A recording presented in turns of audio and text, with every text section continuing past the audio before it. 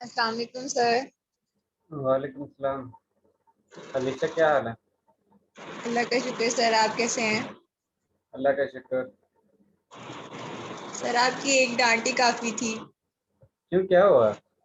Class late join करने के लिए। आज हम टाइम पे आ गए। नहीं अलीशा, असल में ये बेसिकली जो है आप लोगों के फायदे के लिए कहते हैं। जी सर, ऐसे ही है। हमारी कोशिश ये होती है किसी का नुकसान ना हो।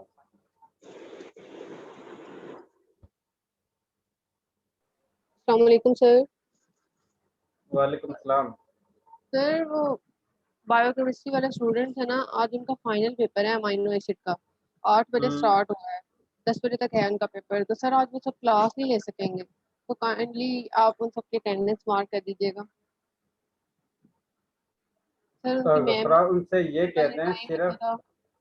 मेरी बात सुनना, सिर्फ उनसे ये कहते हैं अटेंडेंस के वक्त अटेंडेंस तो लगवाने का बस। सर उनका पेपर होगा, वो कह रहे थे हम कैसे ज्वाइन करेंगे जल्दी जल्दी। सर उन्होंने कल से इतनी बार कहा है कि सर को याद से बता देना। सर उनका फाइनल पेपर है।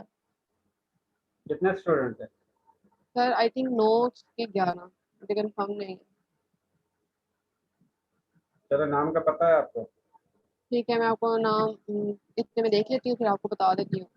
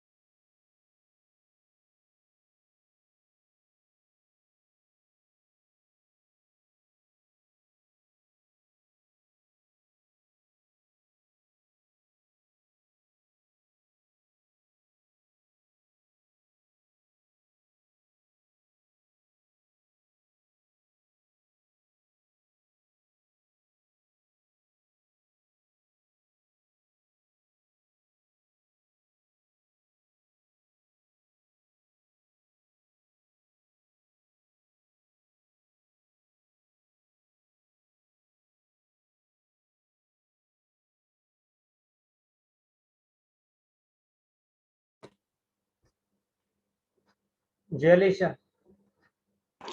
सर वो क्विज और असाइनमेंट के आपने मार्क्स अपलोड किए थे, उसमें मैंने आपको मेल भी की थी, तो सर वो अब हम अलीशा लोग मैंने, लास्ट। मेरी बात सुन लें, अलीशा मेरी जी बात सर। सुन लें। मैंने आप लोगों से बल्कि गफरा से मेरी बात हो गई थी, आपकी जो जी आर है। मैंने उससे जी कहा सर। था कि जिस स्टूडेंट का क्विज या असाइनमेंट का इशू है कि जिसका यानी कि नंबर नहीं लगे और जी उन्होंने सर बताया। सबमिट करवाई है, तो जी वो जो है नाम और आईडी सभी स्टूडेंट जो हैं वो गफरा को बता दे, ताकि गफरा उस टोटल शीट को कंपाइल करके मुझे सेंड कर दे। ठीक है सर। ठीक है, तो वो मैं फिर दोबारा से टीए को कह दूंगा कि ये जो असाइनमेंट या कोई जो भी आप लोगों का रह गया है तो वो उसको दोबारा से चेक करें, और या मेल के ज़रिए या फिर एलएमएस पर कहीं ना कहीं यानी कि अपलोड किया होगा स्टूडेंट ने। अगर रिसीव ठीक। हुआ है तो उसको चेक करें, अगर नहीं हुआ तो फिर उसको इन्फॉर्म करें। सर मार्क्स लग गए थे, थोड़े कम लगे थे।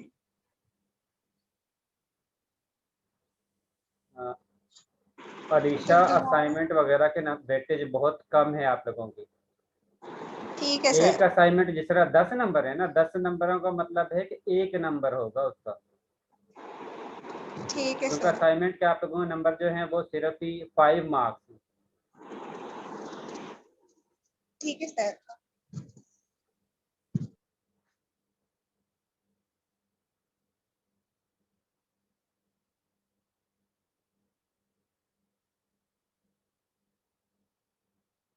अफाक अहमद।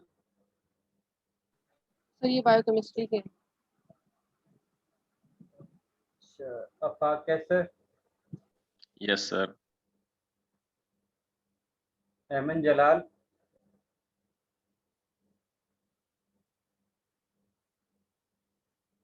सर ये भी बायोकेमिस्ट्री की है। Alisha Naaz. Yes sir present. Amna Nazir.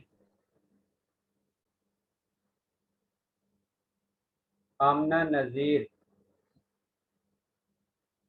ये तो बायोकेमिस्ट्री की नहीं है। नहीं ये बायोटेक्नोलॉजी की है। अक्सा।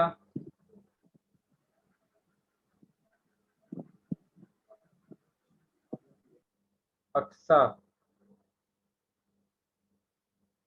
अज़का। तो ये भी बायोकेमिस्ट्री की है। अहमद नईम।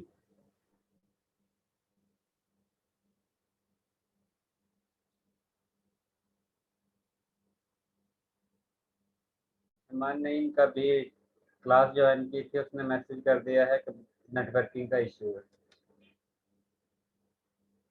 फिजा Naeem. Present sir. Wafra Batool. Present sir. Hasnain Saeed. Yes sir. Isha Shahid. Sir ये भी बायोकेमिस्ट्री की है।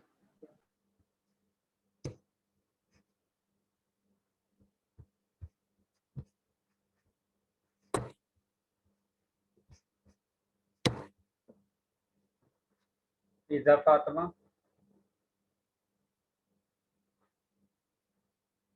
फिजा Yes, फातिमा। sir.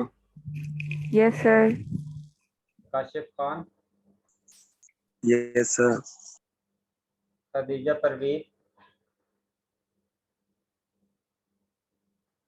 खदीजा परवीन।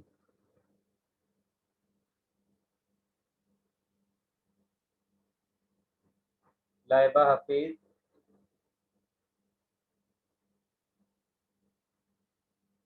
लाइबा हफीज। मलाइका खान।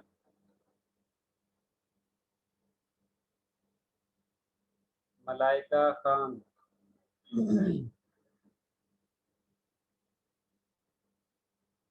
मलाइका खान।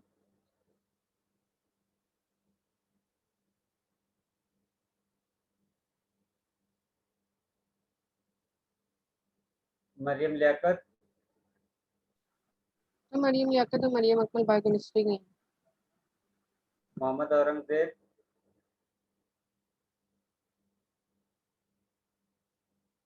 मोहम्मद औरंगजेब।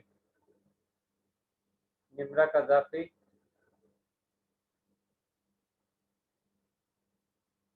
निम्रा कजाफी। नौमान मुनव्वर, जी sir present. Noor Sarosh, Present, sir. Rabia Bakhtiar, Present, sir. Rabia Maham, Yes, sir. Present. Sidratul Muntaha, sir biochemistry की है ये। Subhan Babar, present sir. Syeda Fatima Jabeel, sir ये भी बायोकेमिस्ट्री की है। Yusuf Ali. Yes sir present. और वो स्टूडेंट नाम सुन लें जो इसमें एब्सेंट हैं। आमना नज़ीर, अक्सा, खदीजा परवीन, लाइबा हफीज, मलाइका खान, मोहम्मद औरंगजेब, निमरा कजाफी।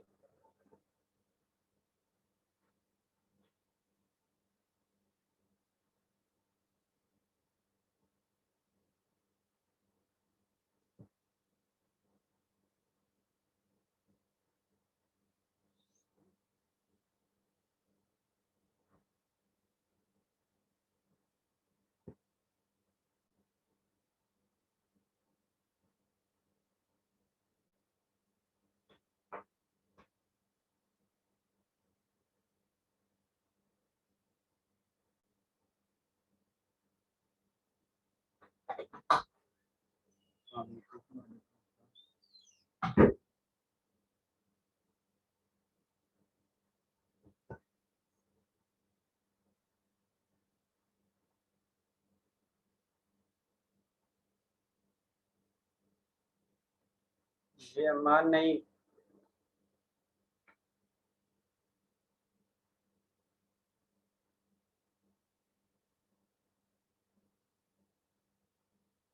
अमन नहीं।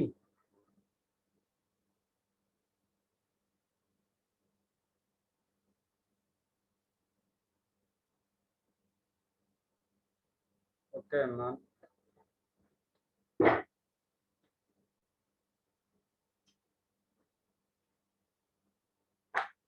ये बताएं कि मोलैलिटी और मोलैरिटी में फ़र्क क्या है?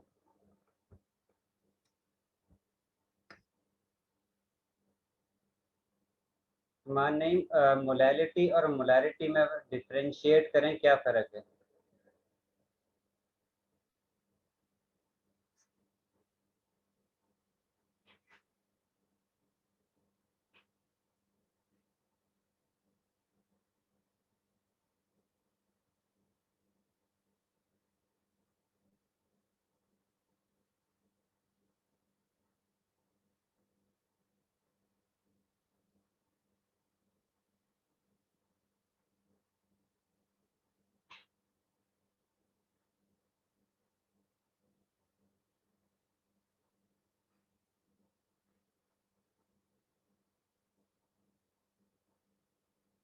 और मोलैलिटी?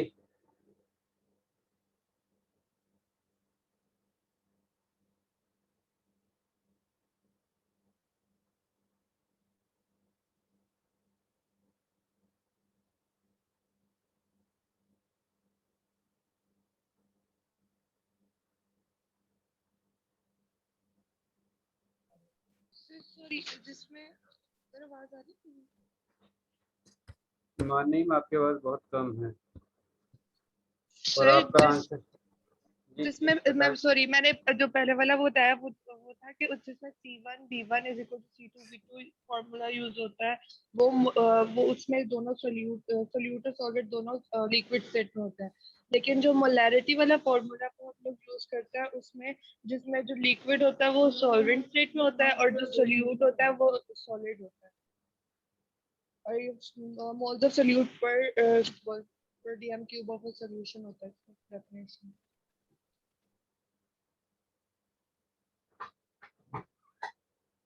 सर वॉइस आ रही है? जी जी, आपकी आवाज़ आ रही है लेकिन आपका आंसर जो है वो बिल्कुल करेक्ट नहीं है। आपका आंसर जो है जी, आपने डिफरेंस से पूछा ना तो वो सोल्यूट की डेफिनेशन ऑफ द यही पॉइंट होगा। और जो मोलैरिटी जी होती है उसमें जो वॉल्यूम होता है वो डिपेंड करता है टेम्परेचर पे। टेम्परेचर चेंजेस की वजह से उसकी डेंसिटी चेंज होती है, और वो जब वॉल्यूम डिक्रीज करे, और वॉल्यूम और मोलैरिटी का इनवर्स रिलेशनशिप होता है। सर मोलैलिटी मोलैलिटी जो होती है उसमें जो होता है जो उसमें कोई भी इफेक्ट नहीं होता उसका टेम्परेचर का।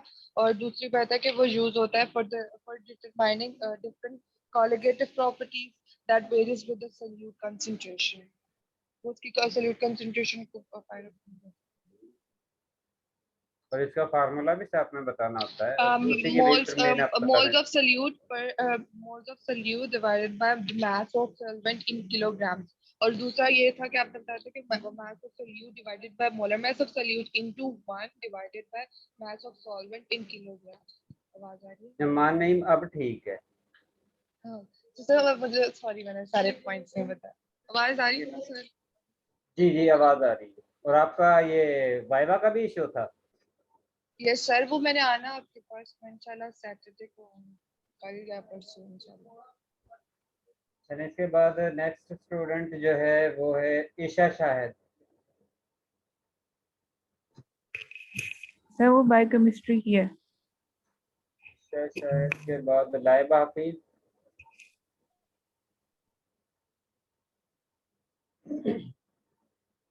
लाइबा लाइबा हफीज है। फीस प्रेजेंट नहीं है क्लास में। लाइबा हफीज के बाद नेक्स्ट है मरियम लियाकत, वो भी बायोकेमिस्ट्री की है। और औरंगजेब निमरा कजाफी है। No sir. नूर सरोश।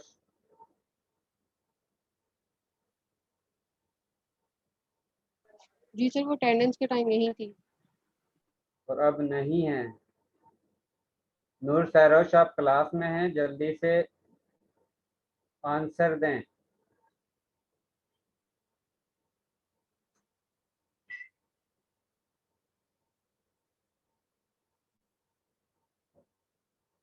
नूर सरोश मोल फ्रैक्शन क्या होता है?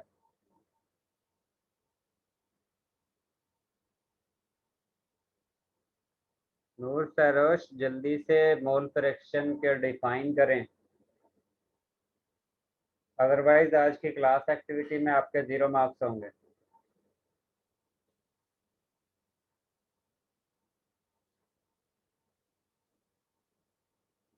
जी नूर सरोश आपके आज की क्लास एक्टिविटी में 0 मार्क्स हैं। राबिया महम। Yes sir. राबिया ये बताओ पीपीएम और पीपीबी सॉल्यूशन में क्या डिफरेंस है?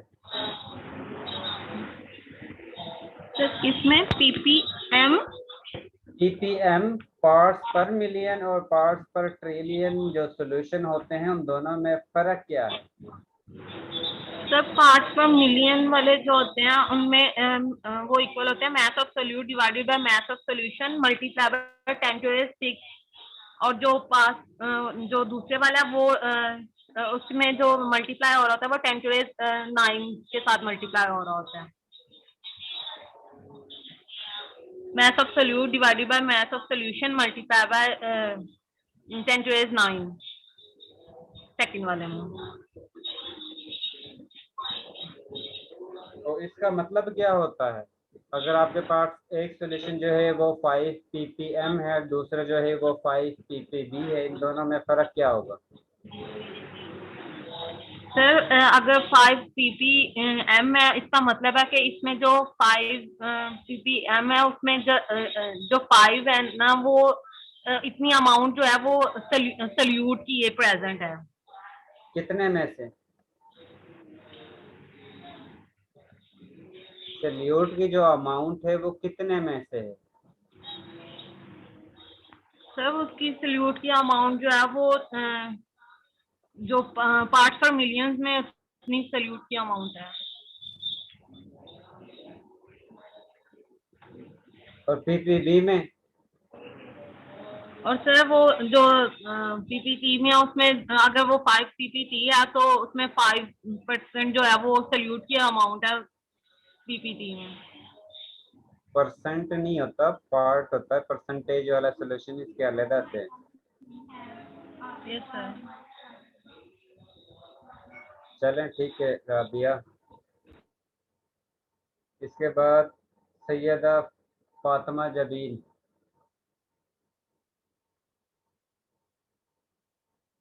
सैयदा फातिमा जबीन है?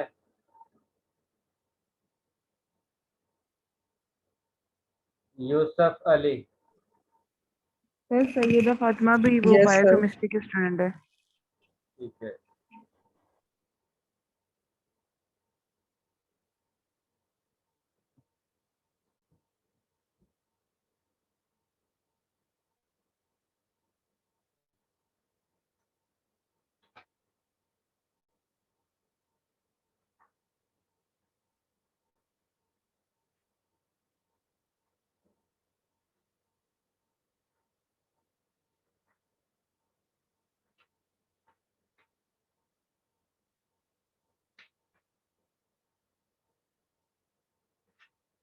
यूसुफ अली ये बताओ कि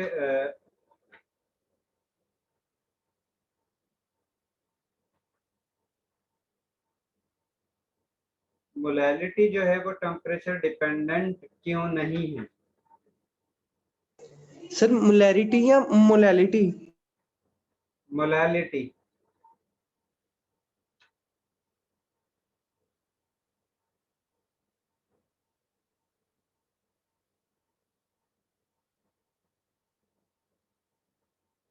सर मोलैरिटी तो टेम्परेचर डिपेंडेंट नहीं होती क्योंकि उसके अंदर वैल्यूज नहीं होती। मैं मोलैलिटी पूछ रहा हूँ। सर क्योंकि वो मैसेज पे डिपेंड करती है इस वजह से। मोलैलिटी टेम्परेचर पर डिपेंड करती है या नहीं करती? अगर नहीं करती तो क्यों नहीं करती? अगर करती है तो क्यों करती है? सर वो नहीं करती क्योंकि उनके अंदर मैसेज होते हैं और टेम्परेचर पे डिपेंड नहीं करती वो।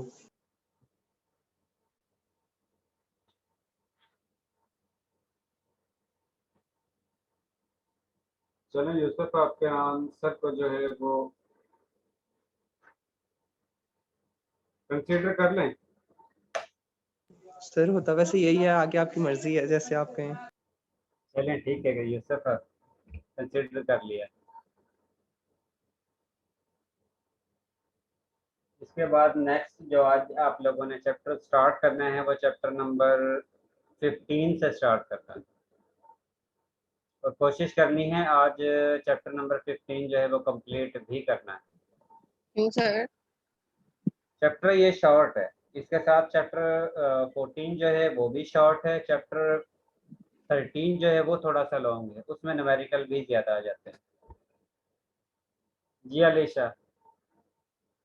सर मुझे ना एक बात पूछनी थी, मुझे अभी याद आई है। सर ये जो सस्पेंशन और कोलाइडल सॉल्यूशन के दो पॉइंट्स थे ना, उसमें सस्पेंशन में एक पॉइंट था a heterogeneous mixture of particles with diameter 1 micrometer that are distributed throughout the second phase। सी सेकंड फेज का क्या मतलब है?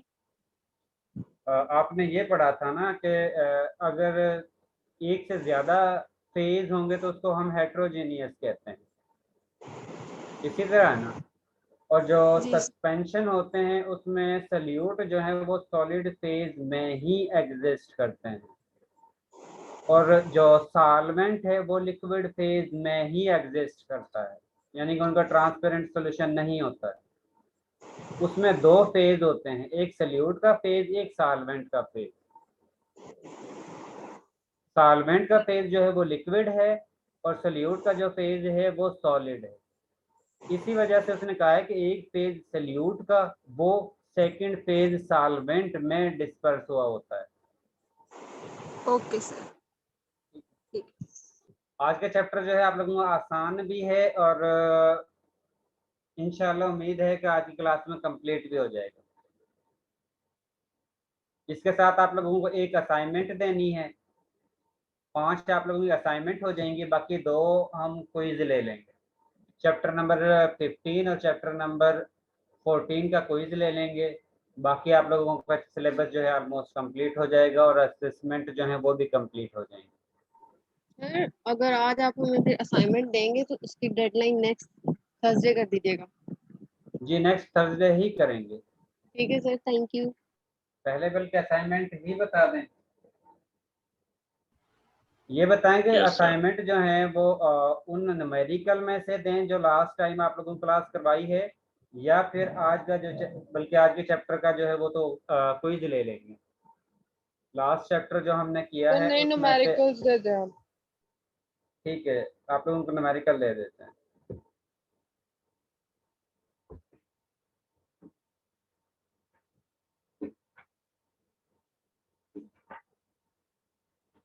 और ये साथ में मैं LMS पर भी अपलोड कर देता हूँ ताकि इशू ना हो।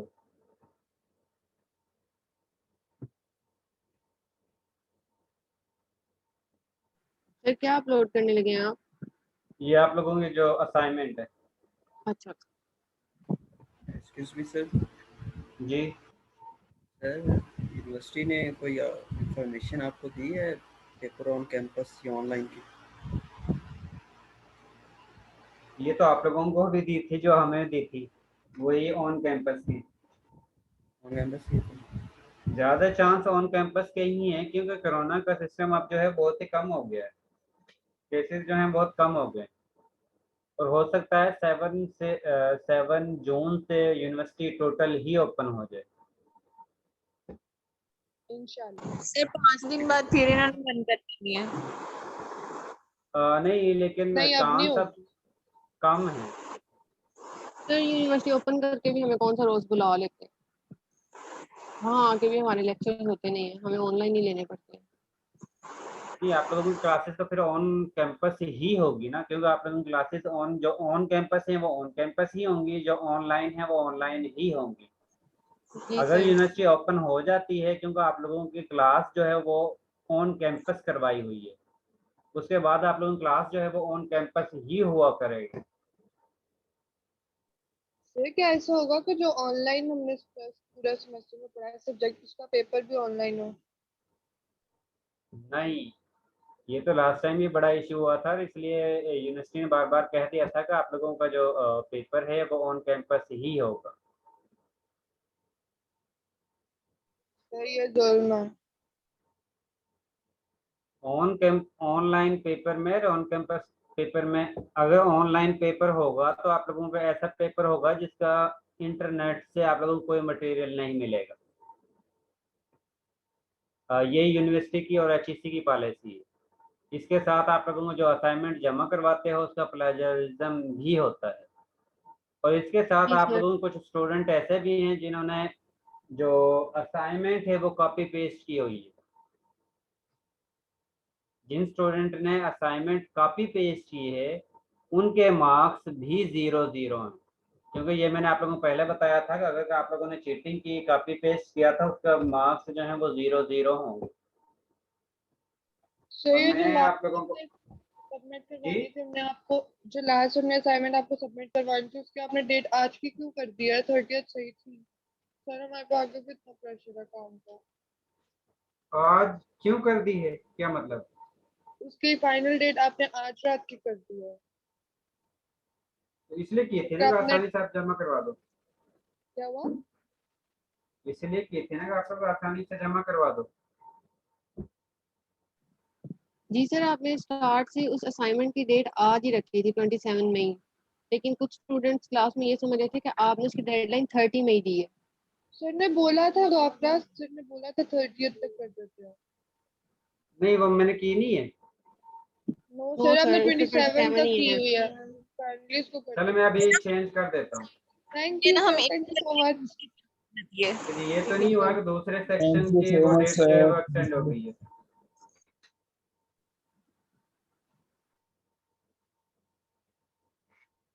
चलो पहले न्यूमेरिकल जो है वो नोट कर लें जो आप लोगों ने सॉल्व करने हैं असाइनमेंट नंबर 5 में।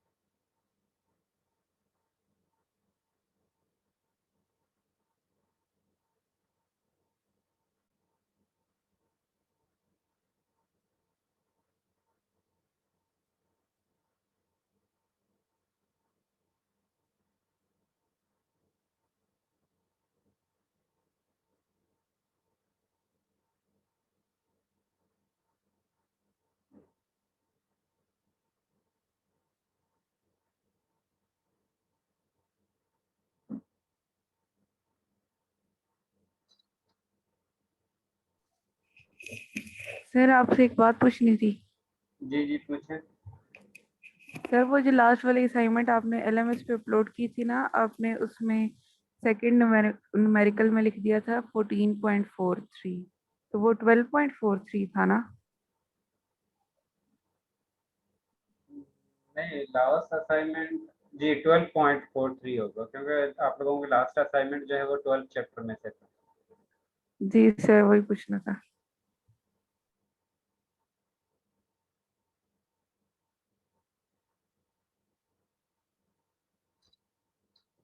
ये आप लोगों का असाइनमेंट नंबर 5। ठीक है सर। और इसकी डेट आप लोगों ने कितनी रखनी है?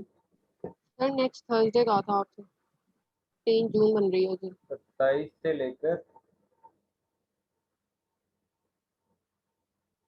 3 जून तक।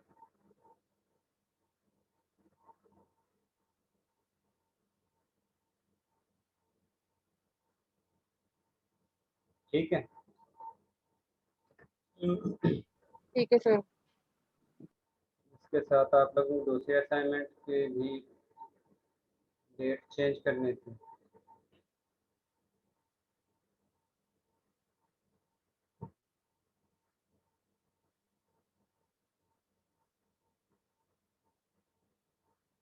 अब ठीक है। जी sir thank you so much.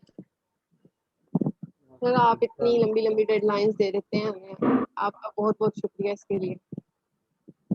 ये आप लोग आसानी से कर लो।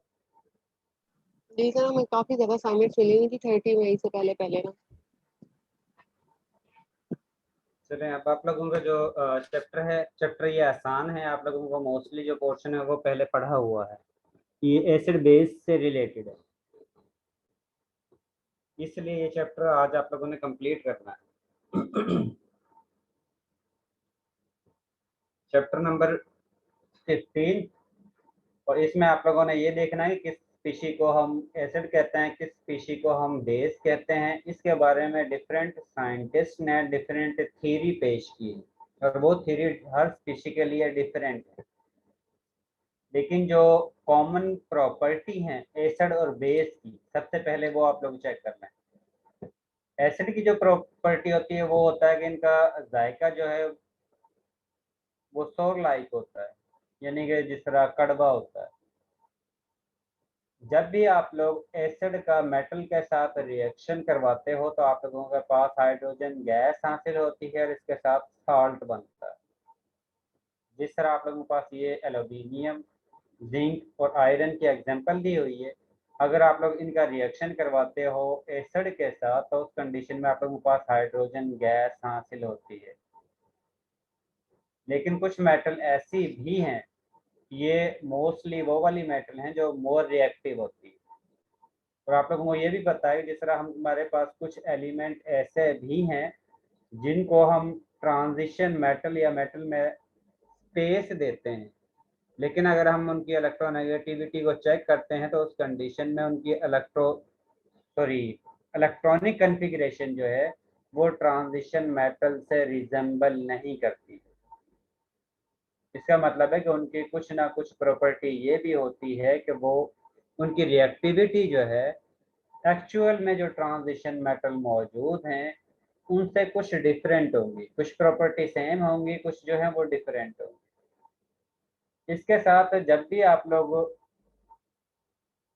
आयरन पर एसिड ऐड करोगे तो उस कंडीशन में उसके साथ आयरन का रिएक्शन होगा।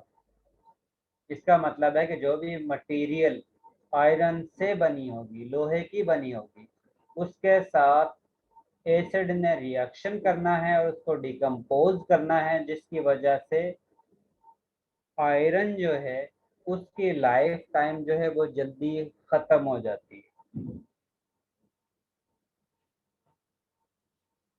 इसके साथ जब भी आप लोग एसिड का रिएक्शन सोडियम कार्बोनेट के साथ करते हो तो उसके रिजल्ट में आप लोगों के पास कार्बन डाइऑक्साइड गैस हासिल होगी। जब भी आप लोग कार्बोनेट के साथ एसिड का रिएक्शन करवाते हो तो आप लोगों के पास कार्बन डाइऑक्साइड गैस हासिल होगी। इसके साथ जिस वक्त आप लोग इसका लिटमस टेस्ट करते हो तो उस कंडीशन में हर एसिड जो है वो ब्लू लिटमस पेपर को रेड में शिफ्ट कर देता है।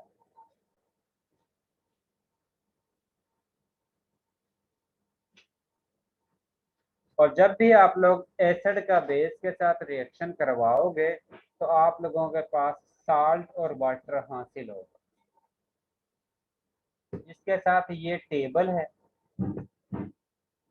जिसमें कुछ एसिड गिवन है, और ये जो एसिड गिवन है ये टोटल एसिड जो हैं वो इनऑर्गेनिक एसिड है, क्योंकि ये जो आप लोगों का चैप्टर है वो इनऑर्गेनिक से रिलेटेड है।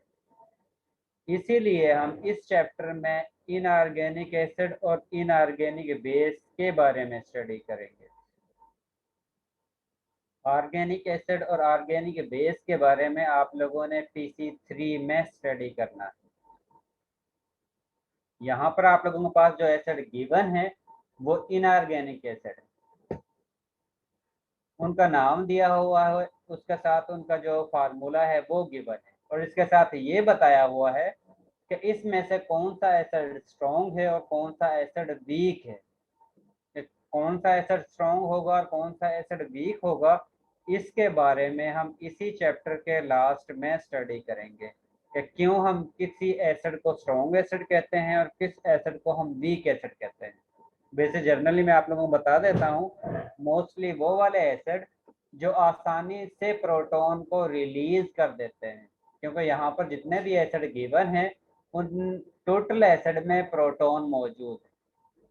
इसका मतलब है कि वो वाले एसिड जो है वो प्रोटॉन को रिलीज करेंगे, और जो एसिड जितनी आसानी से प्रोटॉन को रिलीज करेगा वो उतना ही ज्यादा स्ट्रॉन्ग एसिड होगा।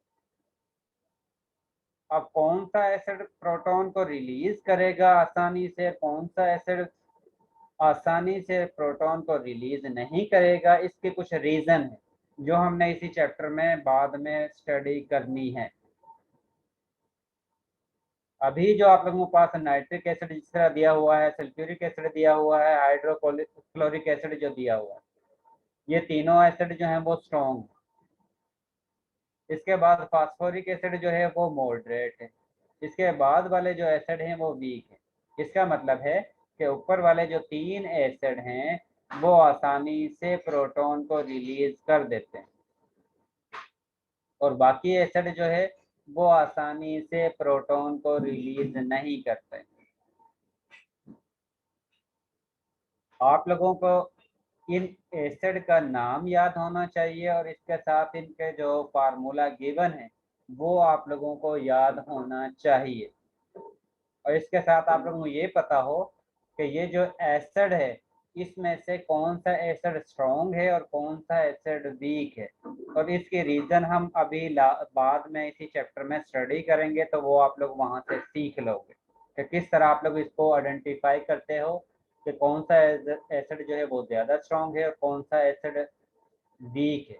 बाकी यूज़ इसके लिए लाजमी नहीं है कि आप लोगों को यूज़ जो है वो याद हो, जस्ट आप लोगों को नाम याद होना चाहिए, इसके साथ फार्मूला या जो है वो आना चाहिए, इसके साथ ये पता हो कि ये स्ट्रॉन्ग एसिड है या वीक एसिड है, क्योंकि जब भी आप लोग रिसर्च वर्क करते हो तो उस कंडीशन में आप लोग इन एसिड को यूज़ करते हो, तो उस कंडीशन में आप लोगों को ये पता होना चाहिए कि अगर हम स्ट्रॉन्ग एसिड को यूज़ करेंगे तो उस कंडीशन में हमारा रिएक्शन स्पीड के साथ होगा, या वीक एसिड को यूज़ करेंगे तो उस कंडीशन में हमारा रिएक्शन जो है वो फास्ट होगा या स्लो होगा। क्योंकि ये भी होता है, अगर आप लोग वीक एसिड यूज़ करते हो तो उस कंडीशन में रिएक्शन हो सकता है, और ये भी हो सकता है अगर आप लोग वीक एसिड की जगह पर स्ट्रॉन्ग एसिड करते हो तो स्ट्रॉन्ग एसिड खुद ही उनके साथ रिएक्टेंट स्पीशी के साथ रिएक्शन कर जाए या उसकी वजह से प्रोडक्टिविटी पर अफेक्ट हो।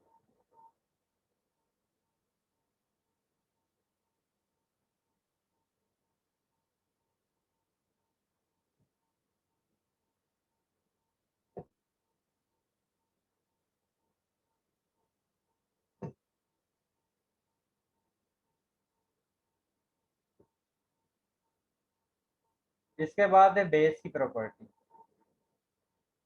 इनका जायका जो है वो बिटर लाइक होता है, वो सोर लाइक होता है, जलन सी महसूस होती है, और ये बिटर लाइक होता है।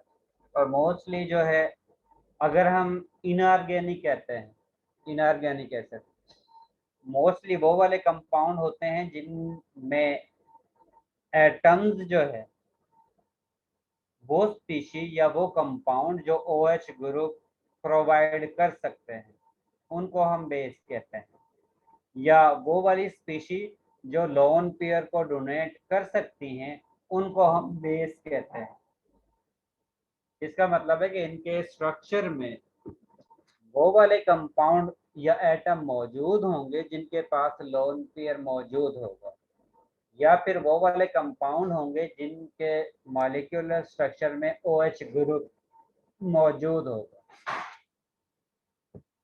इनकी प्रॉपर्टी ये होती है कि ये स्लिपरी इन नेचर होते हैं, और जब भी आप लोग इसका लिटमस टेस्ट करते हो तो उस कंडीशन में बेस जो है वो रेड लिटमस पेपर को ब्लू में शिफ्ट कर देती है। एसिड जो है वो ब्लू लिटमस पेपर को रेड में शिफ्ट करता है, और बेस जो है वो रेड लिटमस पेपर को ब्लू में शिफ्ट करती है। और जब भी आप लोगों ने एसिड का बेस के साथ रिएक्शन करना है तो उसके रिजल्ट में आप लोगों के पास साल्ट और वाटर हासिल होगा। इस टेबल में कुछ बेस गिवन है, उनका नाम दिया हुआ है, इसके साथ जो है उनका फार्मूला गिवन है, और उसके साथ उनका कॉमन नेम जो मोस्टली इंडस्ट्री में यूज होता है वो भी गिवन है। और इसके साथ ये गिवन है कि आप लोगों के पास जो बेस मौजूद है वो स्ट्रॉन्ग है या वीक है। आप लोगों को उसका फार्मूला, केमिकल नेम जो है वो याद होना चाहिए, फार्मूला याद होना चाहिए, और कॉमन नेम जो है बेस का वो याद हो, और उसके बारे में स्ट्रॉन्ग बेस है या वीक बेस है इसके बारे में आप लोगों को पता होना चाहिए।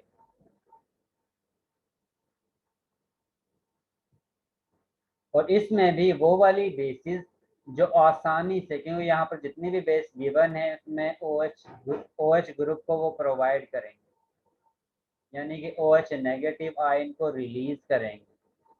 इसका मतलब है कि वो वाली स्पीशी जो जितनी आसानी से OH नेगेटिव आयन को रिलीज करेगी वो उतनी ही स्ट्रॉन्ग बेस कहलाती है, और वो स्पीशीज जो मुश्किल से OH आयन को रिलीज करेगी वो वीक बेस कहलाएगी। इसके बारे में, एसिड और बेस के बारे में सबसे पहली जो थ्योरी, जो डिफरेंट साइंटिस्ट ने डिफरेंट थ्योरी जो है वो पेश की, लेकिन जो फेमस थ्योरी है उसमें सबसे पहला जो नाम आता है वो आर्हेनियस का आता है। आर्हेनियस ने ये कहा था कि जब भी हम बेस को एसिड में वाटर में डिसॉल्व करेंगे तो उस कंडीशन में वो वाटर के अंदर OH नेगेटिव आयन प्रोड्यूस करेगी।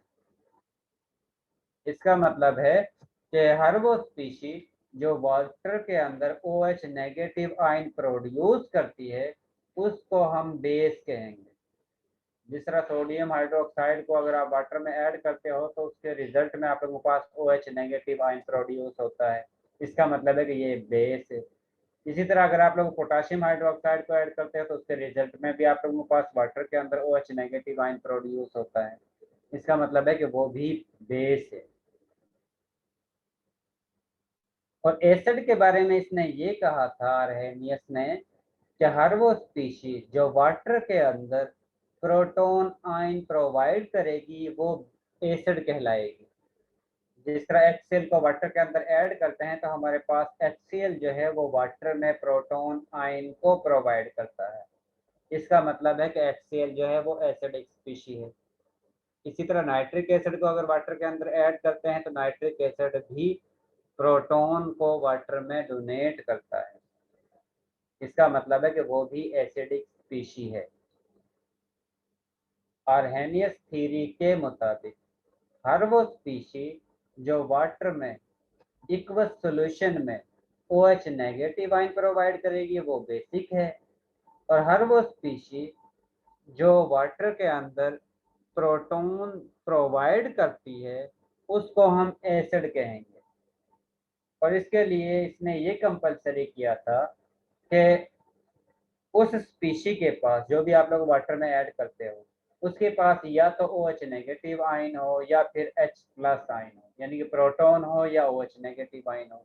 उसी कंडीशन में वो OH आयन को वाटर में डोनेट करेगी। अब इस थ्योरी में कुछ फॉल्ट है, क्योंकि ये हर थ्योरी जो है हर जगह पर एप्लीकेबल नहीं है। यहाँ पर एग्जांपल दी हुई है कि जिस वक्त आप लोग सोडियम हाइड्रोक्साइड को वाटर में ऐड करते हो तो उस कंडीशन में सोडियम हाइड्रोक्साइड जो है वो वाटर में आयंस की फॉर्म में डिसोसिएट हो जाता है, जिसकी वजह से आप लोगों के पास सोडियम प्लस आयन और OH नेगेटिव आयन प्रोड्यूस होगा। इसी तरह अगर आप लोग एसिड को ऐड करते हो तो उसकी वजह से आप लोगों के पास क्लोराइड आयन, HCl को जिस वक्त वाटर में ऐड करते हो तो उसके रिजल्ट में आप लोगों के पास क्लोराइड आयन प्रोड्यूस होगा और H प्लस आयन प्रोड्यूस होगा। और हमें अर्हेनियस के मुताबिक हर वो स्पीशीज जो वाटर में H प्लस आयन जनरेट करेगी वो एसिड है, और हर वो स्पीशीज जो वाटर के अंदर OH नेगेटिव आयन प्रोड्यूस करेगी वो बेसिक स्पीशीज। अब इसमें से कुछ स्ट्रॉन्ग एसिड हैं और कुछ वीक एसिड हैं। स्ट्रॉन्ग एसिड कौन से हैं? स्ट्रॉन्ग एसिड वो एसिड होंगे जो वाटर में आसानी से प्रोटॉन को रिलीज कर देंगे, और वीक एसिड वो होंगे जो वाटर में आसानी से प्रोटॉन को रिलीज नहीं करते। अब जिस तरह यहाँ पर इसमें हम HCl को ऐड करते हैं तो HCl टोटल आयन को, जितने भी उसके पास प्रोटॉन होते हैं, उसको वाटर में रिलीज कर देता है।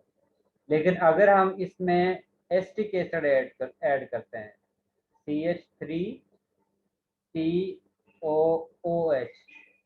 इसको अगर हम वाटर में ऐड करते हैं तो एसिटिक एसिड इसके पास जितने भी ये वाले प्रोटॉन मौजूद हैं ये अपने टोटल प्रोटॉन को वाटर के अंदर रिलीज नहीं करता है, यानी कि कुछ अमाउंट को वाटर के अंदर रिलीज करता है, कंप्लीटली रिलीज नहीं करता है।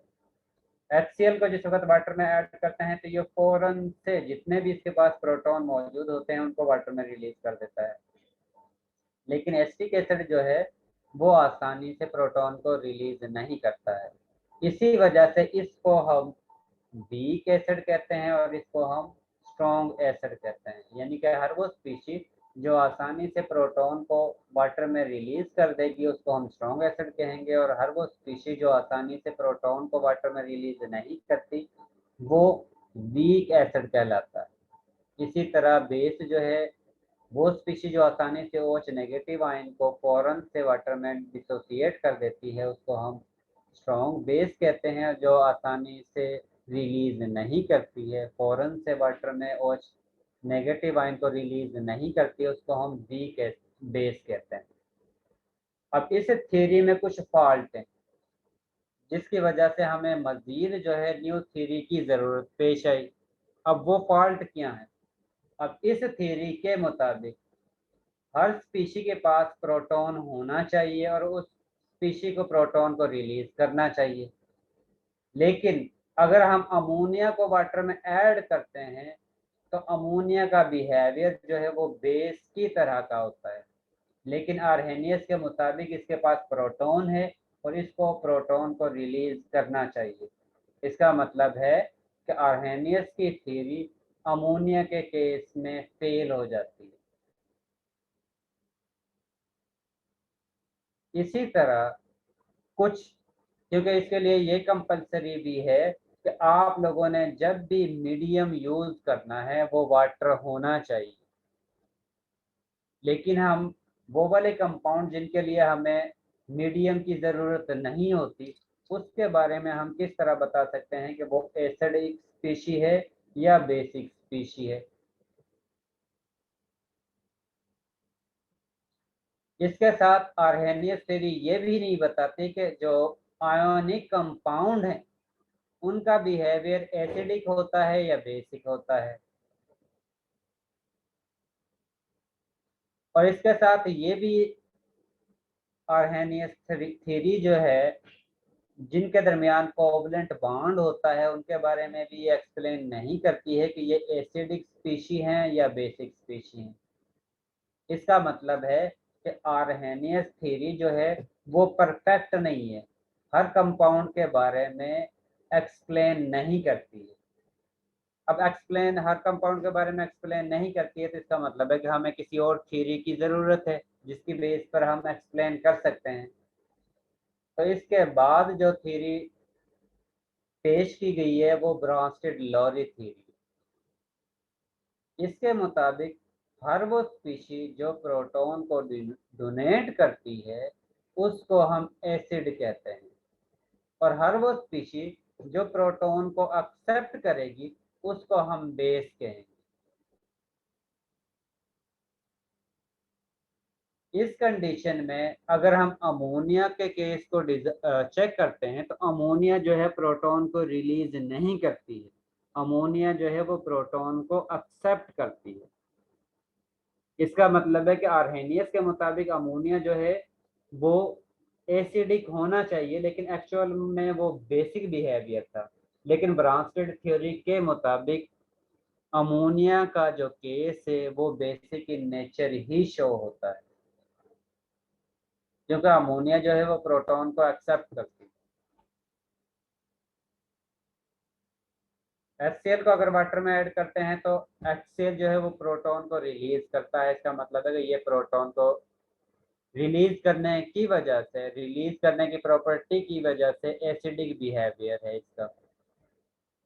वाटर जो है उसका बिहेवियर एम्फोटेरिक है, यानी कि एम्फोटेरिक वो स्पीशी होती हैं जो प्रोटॉन को एक्सेप्ट भी कर सकती हैं और रिलीज भी कर सकती हैं। अगर उनको उससे ज्यादा स्ट्रॉन्ग एसिड के साथ रिएक्शन करवाया जाता है तो उस कंडीशन में एम्फोटेरिक स्पीशी जो है वो बेस के तौर पर एक्ट करेगी, और अगर उनसे वीक एसिड के साथ ट्रीट करवाया जाएगा तो उस कंडीशन में वो स्ट्रॉन्ग एसिड उस कंडीशन में वो एसिड की तरह बिहेवियर शो करेंगे। अब यहाँ पर जो एग्जांपल दी हुई है उसमें HCl का रिएक्शन करवाया हुआ है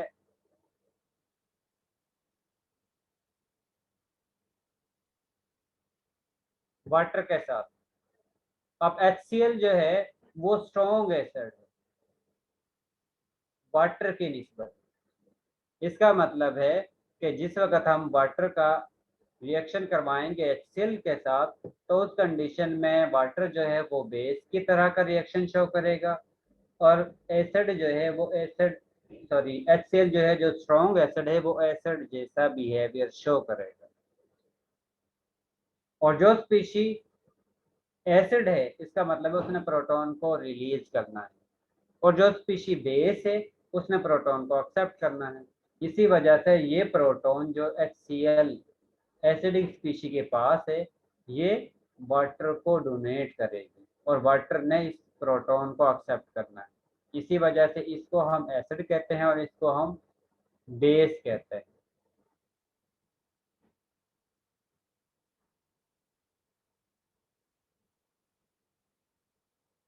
इसके साथ वाटर का रिएक्शन अगर हम स्ट्रॉन्ग बेस के साथ करते हैं तो उस कंडीशन में वाटर जो है वो एसिड के तौर पर एक्ट करता है। तो यहाँ पर एग्जांपल दी हुई है कि अमोनिया का अगर हम वाटर के साथ रिएक्शन करते हैं तो उस कंडीशन में वाटर जो है इसकी निस्बत ज़्यादा स्ट्रॉन्ग एसिड है, और उस कंडीशन में ये स्पीशी जो है वो प्रोटॉन को एक्सेप्ट करेगी और वाटर ने प्रोटॉन को रिलीज करना है, जिसकी वजह से ये अमोनिया जो है वो अमोनियम आयन में कन्वर्ट हो जाएगा, और वाटर ने प्रोटॉन को रिलीज करने के बाद OH नेगेटिव आयन में शिफ्ट हो जाना है। इसका मतलब है कि हर वो स्पीशी जो प्रोटॉन को एक्सेप्ट करेगी लॉरी ब्रॉन्स्टेड के मुताबिक, जो प्रोटॉन को एक्सेप्ट करेगी वो बेस है, और जो प्रोटॉन को रिलीज करेगी वो एसिडिक स्पीशी। और एम्फोटेरिक वो स्पीशी होती हैं जो प्रोटॉन को रिलीज भी कर सकती हैं और प्रोटॉन को एक्सेप्ट भी कर सकती हैं। जिस तरह आप लोगों के पास वाटर की एग्जांपल है, वाटर जो है वो प्रोटॉन को एक्सेप्ट भी कर सकता है, प्रोटॉन को रिलीज भी कर सकता है।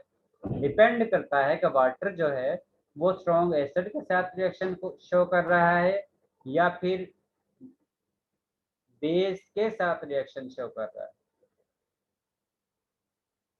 अगर ये स्ट्रॉन्ग एसिड के साथ रिएक्शन करेगा तो उस कंडीशन में वाटर ने प्रोटॉन को एक्सेप्ट करना है और उस कंडीशन में ये बेस की तरह बिहेवियर शो करेगा।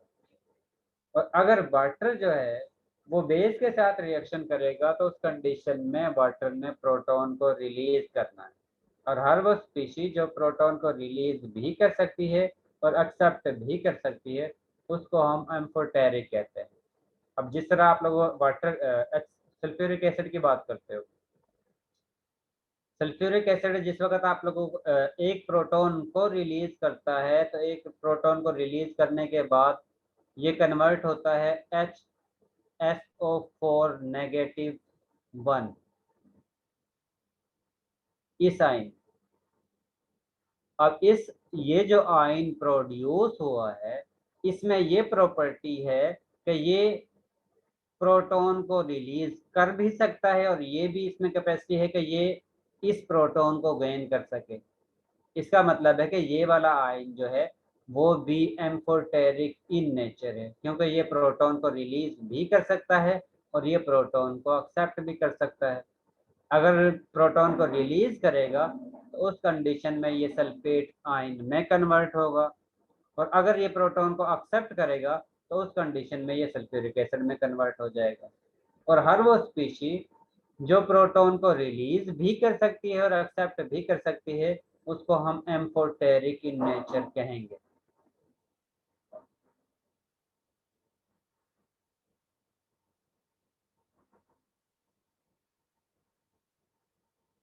जो स्पीशी प्रोटॉन को रिलीज करेगी, अब जिस तरह यहाँ पर ये एसिड है इसने प्रोटॉन को रिलीज करना है और ये बेस है इसने प्रोटॉन को एक्सेप्ट करना है। जिस वक्त ये स्पीशी प्रोटॉन को डोनेट करके आयन में कन्वर्ट होती है, इस आयन की ये कैपेसिटी है कि ये प्रोटॉन को एक्सेप्ट कर सकता है।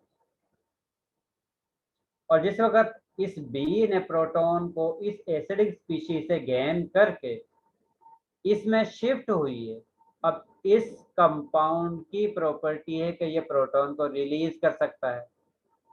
इसका मतलब है कि जो स्पीशी प्रोटॉन को रिलीज करेगी, जो स्पीशी एसिडिक है, प्रोटॉन रिलीज करने के बाद वो कॉन्जुगेट बेस में कन्वर्ट हो जाती है, क्योंकि उसके बाद उसमें ये कैपेसिटी आ जाती है कि वो प्रोटॉन को एक्सेप्ट कर सकती है। और जो बेस प्रोटॉन को एक्सेप्ट करती है, एक्सेप्ट करने के बाद वो एसिडिक स्पीशी में कन्वर्ट हो जाती है। और इन दोनों को डिफरेंशिएट करने के लिए इसको हम कॉन्जुगेट के साथ इंडिकेट करते हैं कि ये स्पीशी जो इनिशियल बेस थी लेकिन जिस वक्त इसने प्रोटॉन को एक्सेप्ट किया है, एक्सेप्ट करने के बाद ये कॉन्जुगेट एसिडिक स्पीशी में कन्वर्ट हो चुकी है।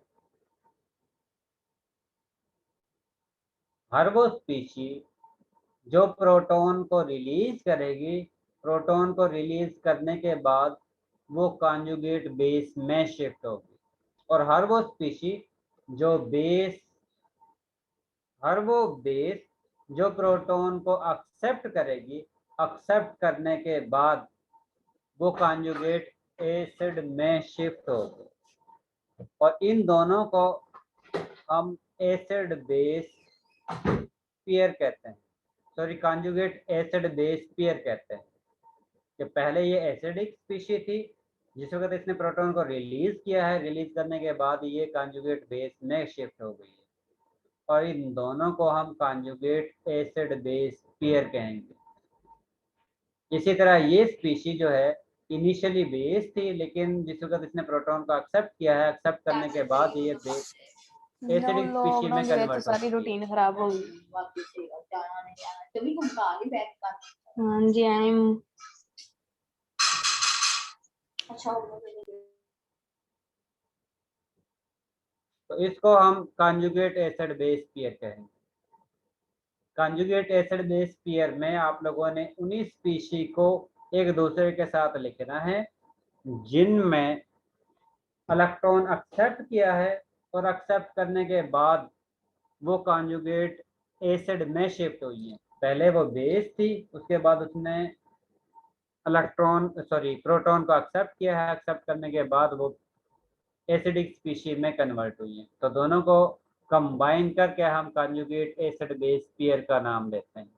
जिस तरह इनिशियली ये वाटर है, वाटर ने प्रोटॉन को रिलीज किया है। इनिशियली जो है वाटर जो है वो एसिड है, लेकिन प्रोटॉन को रिलीज करने के बाद ये कॉन्जुगेट बेस में शिफ्ट हुई है। तो इन दोनों को हम कॉन्जुगेट एसिड बेस पेयर का नाम देते हैं। इसी तरह अमोनिया का जिस वक्त हम रिएक्शन वाटर के साथ करवाते हैं तो अमोनिया प्रोटॉन को एक्सेप्ट करती है और एक्सेप्ट करने के बाद ये अमोनियम आयन में शिफ्ट होती है। तो उस कंडीशन में हम इस अमोनिया जो बेस है और ये अमोनियम आयन जो कि कॉन्जुगेट एसिड है, इन दोनों को हम कॉन्जुगेट एसिड बेस पेयर कहेंगे। एसिड बेस पेयर में आप लोगों ने एसिड और कॉन्जुगेट बेस दोनों को कंबाइन करके लिखना।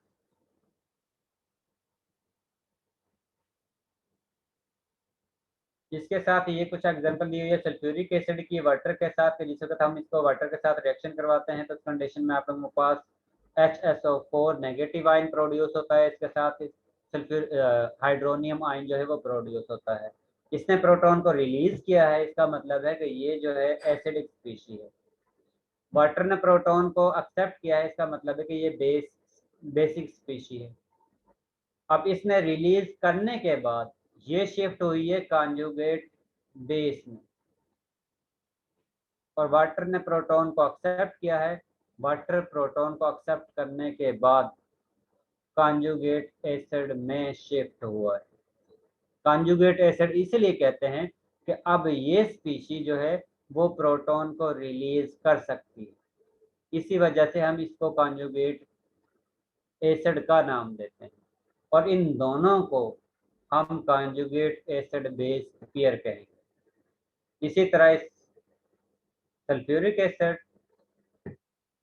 और आयन HSO4 नेगेटिव 1 को हम कॉन्जुगेट एसिड बेस पेयर कहेंगे। अगर आप लोगों के पास केमिकल इक्वेशन आ जाती है और आप लोगों से पूछा जाता है कि कॉन्जुगेट एसिड बेस पेयर आप लोग बताओ, तो आप लोगों ने इसी तरह दोनों को कंबाइन करके बताना है कि ये स्पीशी और ये स्पीशी जो है वो कॉन्जुगेट एसिड बेस पेयर है। इसी तरह वाटर और हाइड्रोनियम आयन जो है वो कॉन्जुगेट एसिड और बेस पेयर है। ये भी आप लोगों से पूछा जा सकता है कि यहाँ पर ये एसिडिक स्पीशी है और ये बेसिक स्पीशी है, आप लोग ये बताओ कि इसको हम क्या कहते हैं और इसको क्या कहते हैं। तो उस कंडीशन में आप लोगों ने ये बताना है कि ये जो है वो कॉन्जुगेट बेस है और ये स्पीशी जो है वो कॉन्जुगेट एसिड है।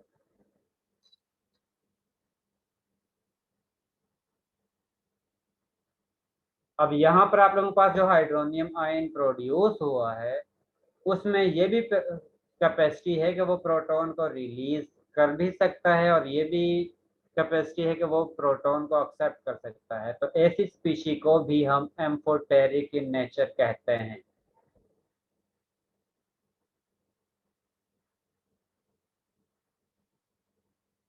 इसके साथ सेकंड एग्जांपल दी हुई है बाइकार्बोनेट का वाटर के साथ रिएक्शन, जिसके जरिए बाइकार्बोनेट प्रोटॉन को रिलीज कर रहा है।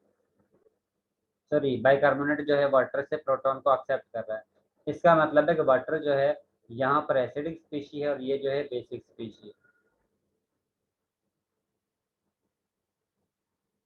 ये काम आप लोग आसानी से कर लोगे।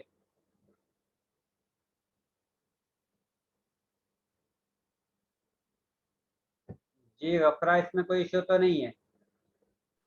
नो सर, हम कर लेंगे।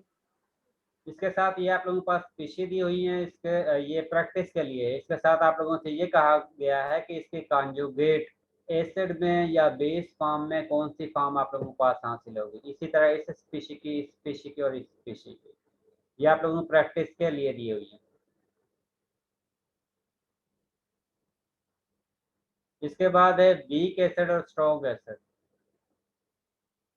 जैसे मैंने आप लोगों को पहले बताया है कि वो स्पीशीज जो आसानी से प्रोटॉन को रिलीज कर देगी उसको हम स्ट्रॉन्ग एसिड कहेंगे, और वो स्पीशीज जो प्रोटॉन को आसानी से गेन करेगी उसको हम वीक स्ट्रॉन्ग बेस कहेंगे।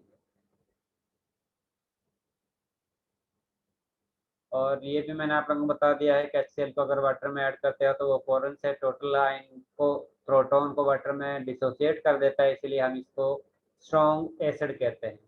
इसी तरह अगर आप लोग HF को वाटर में ऐड करते हो तो उस कंडीशन में HF टोटल आयन को वाटर में रिलीज नहीं करता है। कुछ HF के मॉलिक्यूल एज इट इज इस सॉल्यूशन के अंदर मौजूद रहते हैं, लेकिन कुछ जो है वो प्रोटॉन को रिलीज कर देते हैं। इसका मतलब है कि ये कम्प्लीटली प्रोटॉन को रिलीज नहीं करता, और वो स्पीशीज जो कम्प्लीटली वाटर में प्रोटॉन को रिलीज नहीं करती उसको हम वीक एसिड कहते हैं। यहाँ पर टेबल दिया हुआ है कि कौन से एसिड जो है वो स्ट्रॉन्ग है, कौन से एसिड जो है वो वीक। अब इनके फैक्टर जो कंट्रोल करते हैं कि ये एसिड जो है वो स्ट्रॉन्ग होगा, ये एसिड जो है वो वीक होगा, इसमें सबसे पहला फैक्टर जो आता है वो बॉन्ड का आता है कि बॉन्ड वीक है या स्ट्रॉन्ग है। जो हाइड्रोजन का दूसरे एटम के साथ बॉन्ड बना हुआ है वो बॉन्ड वीक है या स्ट्रॉन्ग है। अगर वो बॉन्ड स्ट्रॉन्ग है तो इसका मतलब है कि वो प्रोटॉन को आसानी से रिलीज नहीं करेगा, और जो स्पीशी आसानी से प्रोटॉन को रिलीज नहीं करेगी इसका मतलब है वो वीक एसिड है। और अगर हाइड्रोजन और सेकंड एटम के दरमियान बॉन्ड वीक है तो वो आसानी से प्रोटॉन को रिलीज कर देगा, और जो स्पीशी जितनी आसानी से प्रोटॉन को रिलीज करेगी इसका मतलब है कि वो उतनी ही स्ट्रॉन्ग एसिडिक इन नेचर है। अब यहाँ पर आप लोगों के पास हाइड्रोजन का हैलोजन के साथ जो कंपाउंड बनता है वो गिवन है। हाइड्रोजन का फ्लोरीन के साथ बॉन्ड, हाइड्रोजन का क्लोरीन के साथ बॉन्ड, हाइड्रोजन का ब्रोमीन के साथ, और हाइड्रोजन का आयोडीन के साथ। और हमें पता है कि जब भी हम top to bottom periodic table में मूव करते हैं तो एटम का साइज जो है वो इंक्रीज होता है, और जितना एटम का साइज इंक्रीज होगा इसका मतलब है कि न्यूक्लियस के दरमियान डिस्टेंस उतना ही ज़्यादा होगा, बॉन्ड लेंथ उतनी ही ज़्यादा होगी, और जितनी बॉन्ड लेंथ ज़्यादा होगी उसको ब्रेक करना उतना ही आसान होगा। इसी वजह से जिस वक्त हम इन कंपाउंड को कंपेयर करते हैं तो इसमें सबसे ज़्यादा स्ट्रॉन्ग एसिड जो है वो HI है, उसके बाद HBr है, उसके बाद HCl है, और सबसे कम जो है वो HF का है, क्योंकि HF आसानी से प्रोटॉन को रिलीज नहीं करता क्योंकि इनके दरमियान बॉन्ड जो है बॉन्ड लेंथ कम है। बॉन्ड लेंथ कम होने की वजह से बॉन्ड जो है वो ज़्यादा स्ट्रॉन्ग। इसका मतलब है पहला फैक्टर जो है वो बॉन्ड लेंथ है कि बॉन्ड लेंथ अगर कम होगी इसका मतलब है कि बॉन्ड आसानी से रिलीज प्रोटॉन को रिलीज नहीं करेगा, और अगर बॉन्ड लेंथ ज़्यादा है इसका मतलब है कि वो स्पीशी बॉन्ड प्रोटॉन को आसानी से रिलीज कर सकती है। इसके बाद सेकंड फैक्टर है बॉन्ड पोलैरिटी। अगर बॉन्ड पोलैरिटी ज़्यादा है तो इसका मतलब है कि वो प्रोटॉन को आसानी से रिलीज कर सकता है, और अगर स्पीशी के दरमियान बॉन्ड पोलैरिटी कम है तो उस कंडीशन में वो उतना ही वीक एसिडिक इन नेचर होगा। अब यहाँ पर एग्जांपल जो दी हुई है carbon hydrogen, nitrogen hydrogen, oxygen nitrogen और फ्लोरीन हाइड्रोजन की दी हुई है। इन चारों में सबसे ज़्यादा इलेक्ट्रोनेगेटिविटी डिफरेंस जो है वो इसमें है, उसके बाद वाटर में है, उसके बाद अमोनिया में है, और उसके बाद मीथेन गैस में है। अब इसमें सबसे ज़्यादा इलेक्ट्रोनेगेटिविटी डिफरेंस है, इसी वजह से इसका एसिडिक बिहेवियर इन तीनों की निस्बत ज़्यादा होगा। जितना इलेक्ट्रोनेगेटिविटी डिफरेंस ज़्यादा होगा इसका मतलब है बॉन्ड पोलैरिटी ज़्यादा होगी, और जितनी बॉन्ड पोलैरिटी ज़्यादा होगी वो स्पीशी उतनी ही आसानी के साथ प्रोटॉन को रिलीज कर देगा, और जो स्पीशी जितनी आसानी से प्रोटॉन को रिलीज करेगा इसका मतलब है वो उतना ही ज़्यादा स्ट्रॉन्ग एसिडिक है। ठीक है, इसका मतलब है कि सबसे पहला पॉइंट जो आप लोगों ने पढ़ा था वो बॉन्ड लेंथ है, उसके बाद सेकंड पॉइंट जो है वो बॉन्ड पोलैरिटी है, और ये भी उसी के बारे में एक्सप्लेन किया हुआ है कि जिस वक्त हम टॉप टू बॉटम मूव करते हैं तो उस कंडीशन में बॉन्ड लेंथ इंक्रीज होती है, जिसकी वजह से एसिडिक बिहेवियर जो है वो इंक्रीज होगा। जिस वक्त हम लेफ्ट टू राइट मूव करेंगे तो उस कंडीशन में बॉन्ड पोलैरिटी इंक्रीज होती है, जिसकी वजह से एसिडिक बिहेवियर जो है वो इंक्रीज होता है। इसके साथ अगर हाइड्रोजन डायरेक्टली ऑक्सीजन के साथ अटैच है और वो ऑक्सीजन किसी और एटम के साथ अटैच है तो उस कंडीशन में एसिडिक बिहेवियर पर क्या इफेक्ट होगा। अगर जिसमें हाइड्रोजन जो है वो ऑक्सीजन के साथ अटैच है और वो ऑक्सीजन अगर मोर इलेक्ट्रोनेगेटिव एटम के साथ अटैच है तो उस कंडीशन में वो ज्यादा एसिडिक इन नेचर होगा। और अगर वो लेस इलेक्ट्रोनेगेटिव एटम के साथ अटैच है तो उस कंडीशन में वो वीक एसिडिक होगा। जिस तरह यहाँ पर हमारे पास हाइड्रोजन जो है वो ऑक्सीजन के साथ अटैच है और ये ऑक्सीजन सेकंड एटम आयोडीन के साथ अटैच है, इसमें ब्रोमीन के साथ अटैच है और इसमें क्लोरीन के साथ अटैच है। अब इसमें क्लोरीन की इलेक्ट्रोनेगेटिविटी सबसे ज्यादा है, इसका मतलब है कि इसके एसिडिक बिहेवियर सबसे ज्यादा है। उसके बाद क्लोरीन से कम इलेक्ट्रोनेगेटिविटी ब्रोमीन की है, इसका मतलब है कि ब्रोमीन ये वाला जो कंपाउंड है उसका एसिडिक बिहेवियर इससे कम होगा और इससे ज्यादा होगा। और आयोडीन के इलेक्ट्रोनेगेटिविटी इन दोनों से कम है, इसका मतलब है इसका एसिडिक बिहेवियर इन दोनों से कम होगा। इसके बाद नेक्स्ट पॉइंट है ऑक्सीडेशन स्टेट या number of oxygen in A compound. अगर किसी कंपाउंड में नंबर ऑफ ऑक्सीजन की क्वांटिटी इंक्रीज हो रही है तो उस कंडीशन में वो उतना ही ज्यादा एसिडिक इन नेचर होगा। और जितना जिस तरह यहाँ पर आप लोगों के पास डायरेक्ट जो है हाइड्रोजन ऑक्सीजन के साथ अटैच है और वो ऑक्सीजन जो है वो फर्दर क्लोरीन के साथ अटैच है। अब ये क्लोरीन एटम जितने ज्यादा ऑक्सीजन एटम के साथ अटैच होगा इसकी ऑक्सीडेशन स्टेट उतनी ही ज्यादा होगी। और जितनी क्लोरीन की ऑक्सीडेशन स्टेट ज्यादा होगी इसका मतलब है कि क्लोरीन उतनी ही ज्यादा पावर के साथ इस ऑक्सीजन से इलेक्ट्रॉन को अपनी तरफ अट्रैक्ट कर सकता है। और जितनी ज्यादा पावर के साथ ये क्लोरीन ऑक्सीजन से इलेक्ट्रॉन को खींचेगा इसका मतलब है कि ये ऑक्सीजन ये जो हाइड्रोजन और ऑक्सीजन के दरमियान बॉन्ड है उसको उतनी ही ज्यादा फोर्स के साथ अपनी तरफ अट्रैक्ट करेगा। और जिस वक्त ये ऑक्सीजन ज्यादा फोर्स के साथ इस बॉन्ड को अपनी तरफ खींचेगा इसका मतलब है कि ये प्रोटॉन को आसानी से रिलीज कर देगा। अब इन चारों कंपाउंड में इसमें नंबर ऑफ ऑक्सीजन की क्वांटिटी ज्यादा है जिसकी वजह से ऑक्सीजन की ऑक्सीडेशन स्टेट जो है वो भी सबसे ज्यादा है +7 में। इसका मतलब है कि ये सबसे ज्यादा स्ट्रॉन्ग एसिडिक होगा, उसके बाद ये एसिडिक होगा, उसके बाद ये एसिडिक होगा, सबसे कम ये कंपाउंड जो है वो एसिडिक इन नेचर होगा। आज के लिए इतना ही काफी है, बाकी जो है नेक्स्ट क्लास में ये कंप्लीट हो जाएगा। ठीक है सर। बहुत ज्यादा हो गया। हाँ इसीलिए आज के लिए इतना ही काफी है, नेक्स्ट क्लास में ये चैप्टर जो है कंप्लीट हो जाएगा। बच्चा बहुत कम है वैसे, ठीक है इसका सर। कंसेप्ट है अगर कहते हैं तो कंप्लीट कर देते हैं। सर कितनी स्लाइड रहती है? सर कंप्लीट करते हैं, कुछ नहीं होता। ये 34 हुई है, बाकी 6 स्लाइड रहती पढ़ा ही दें। सर कंप्लीट करवा दें आप। है। चलें ठीक है। इसके बाद नेक्स्ट थ्योरी है लुईस की। लुईस कहता है कि हर वो स्पीशीज जो लोन पेयर को डोनेट करती है या डोनेट कर सकती है उसको हम बेस कहेंगे, और हर वो स्पीशीज जो लोन पेयर को एक्सेप्ट करती है या एक्सेप्ट करने की कैपेसिटी रखती है उसको हम एसिड कहते हैं। इसका मतलब है कि इसकी जो थ्योरी है वो फॉल करती है लोन पेयर पर कि कौन सी स्पीशीज लोन पेयर को डोनेट कर सकती है, कौन सी लोन पेयर को डोनेट कर सकती है। न्यूक्लियोफाइल वो स्पीशी होती है जो लोन पेयर को डोनेट कर सकती है, और इलेक्ट्रोफाइल वो स्पीशी होती है जो लोन पेयर को एक्सेप्ट कर सकती है, जिसकी वजह से इलेक्ट्रोफाइल यानी कि electron loving species, nucleophile nucleus loving species. Nucleophile में वो स्पीशी आएंगी जिन पर नेगेटिव चार्ज होगा या उसके पास लोन पेयर मौजूद होगा। इलेक्ट्रोफाइल में वो स्पीशी आती है जिन पर प्लस चार्ज होगा या जिनके पास इलेक्ट्रॉन की डेफिशिएंसी होगी। जब भी न्यूक्लियोफाइल और इलेक्ट्रोफाइल को कंबाइन करते हैं तो हमारे पास अडक्ट बनता है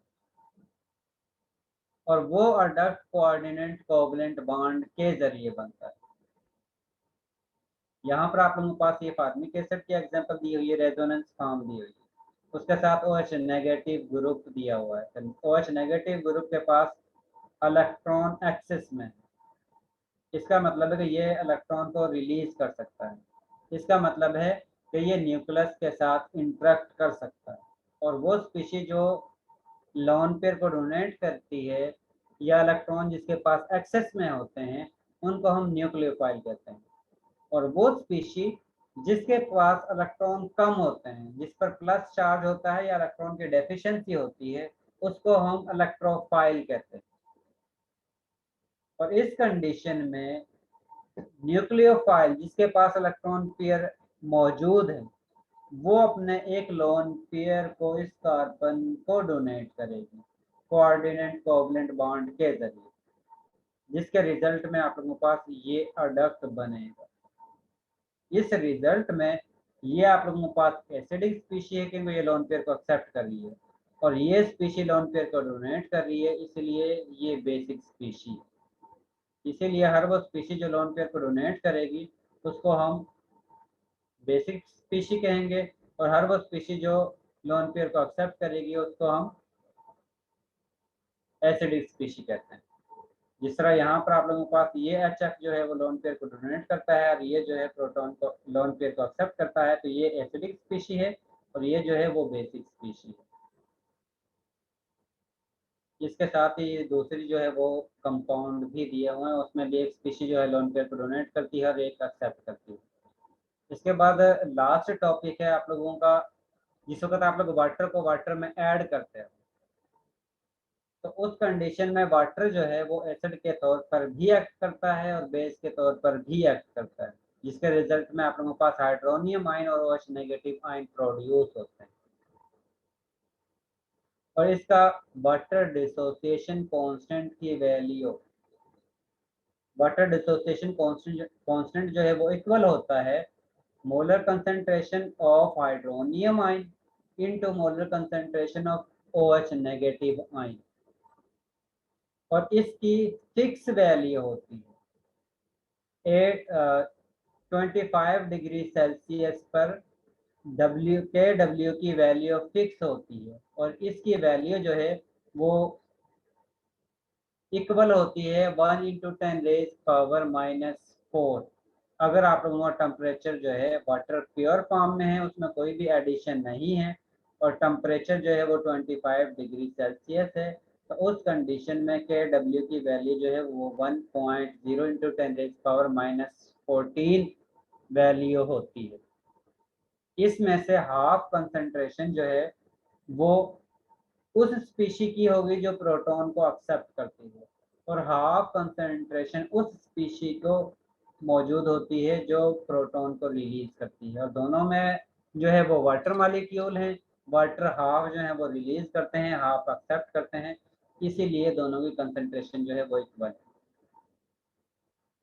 अगर वाटर के अंदर H+ आयन की कंसंट्रेशन ज्यादा हो तो उस कंडीशन में हम इसको एसिडिक स्पीशी कहते हैं और ये उस वक्त होती है कि अगर हम इसमें कुछ अमाउंट एसिड की ऐड कर देते हैं। और अगर H+ आयन की कंसंट्रेशन OH नेगेटिव आयन के इक्वल होगी तो उस कंडीशन में सॉल्यूशन न्यूट्रल होगा और अगर OH नेगेटिव आयन की कंसंट्रेशन H+ आयन से ज्यादा होगी तो उस कंडीशन में सॉल्यूशन बेसिक इन नेचर होगा। अब हमें बताया दोनों की वैल्यू कंसंट्रेशन इक्वल होती है और इसको हम KW से कैलकुलेट करते हैं और इसकी वैल्यू जो है वो 1.0 × 10⁻⁻14 है। अगर हम इसको रीअरेंज करते हैं कि ये वैल्यू इधर आकर जो है नीचे आ जाती है तो उस कंडीशन में आप लोगों के पास ये इक्वेशन बनती है H+ या hydronium ion is equal to 1 into 10⁻⁻14 divided by OH negative ion. ये उसके लिए है जिस वक्त आप लोग कैलकुलेट करना चाहते हो पीएच वैल्यू, क्योंकि पीएच वैल्यू इक्वल होती है negative log of hydronium ion. और ये उस कंडीशन में है जिस वक्त आप लोग कैलकुलेट करना चाहते हो पीओएच वैल्यू, और पीओएच वैल्यू जो है वो इक्वल होती है negative log of OH negative ion. और अगर आप लोग इसका नेगेटिव लॉग लेते हो और उसके बाद इसको सॉल्व करते हो तो आप लोगों के पास इसकी मैथमेटिकल फॉर्म लास्ट में ये हासिल होती है। अगर आप लोगों ने पीएच कैलकुलेट करनी है तो वो इक्वल होगी नेगेटिव लॉग हाइड्रोनियम आयन। अगर आप लोग पीओएच कैलकुलेट करते हो तो वो इक्वल होती है negative log OH negative ion. और अगर आप लोगों के पास कोई भी कंपाउंड मौजूद हो तो उसकी पीएच और पीओएच की मदद से ये बता सकते हो कि वो एसिडिक इन नेचर है या बेसिक इन नेचर है। अगर पीएच लेस देन 7 है तो एसिडिक होगा, अगर ग्रेटर देन 7 है तो बेसिक होगा, और अगर 7 है तो वो न्यूट्रल होगा। बस इसके साथ ही आप लोगों का चैप्टर कंप्लीट हो गया। इसमें से अगर किसी कोई कंफ्यूजन है तो वो आप लोग पूछ सकते हो।